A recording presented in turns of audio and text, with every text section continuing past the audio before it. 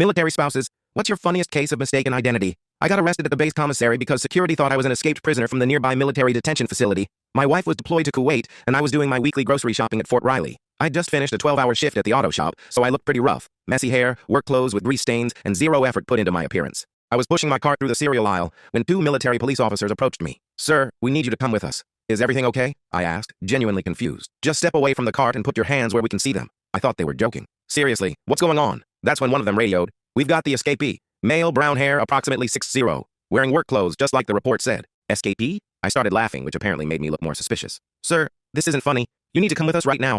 They escorted me to the security office while confused shoppers watched. I kept trying to explain that I was a military spouse, but they weren't buying it. "That's exactly what an escapee would say," Officer Henderson told me. "The detention facility reported a male prisoner missing 2 hours ago. Brown hair, your height, last seen in stolen work clothes." I showed them my military dependent ID, but they said it could be fake. I gave them my wife's information, but they claimed I could have memorized that from stolen mail. For 30 minutes, I sat in that office while they verified my story. I was getting increasingly annoyed, especially when Officer Henderson kept asking me to confess and make this easier on everyone. "Look, call my workplace, call my neighbors, check the security cameras. We'll get to that," he said dismissively. Finally, their radio crackled. "All units, escapee has been recaptured near the south gate. Repeat, suspect is in custody." Dead silence. Officer Henderson's face went from smug to mortified in about 2 seconds. His partner was suddenly very interested in his paperwork. "So," I said, crossing my arms, "am I free to finish my grocery shopping now?" They practically tripped over themselves apologizing, offered to personally escort me back to the commissary, carry my groceries, even suggested they could arrange a formal apology from their commanding officer. "Just one question," I said as we walked back. "What exactly made you think a prisoner would escape and immediately go grocery shopping for Cheerios and organic milk?" Officer Henderson mumbled something about following protocol.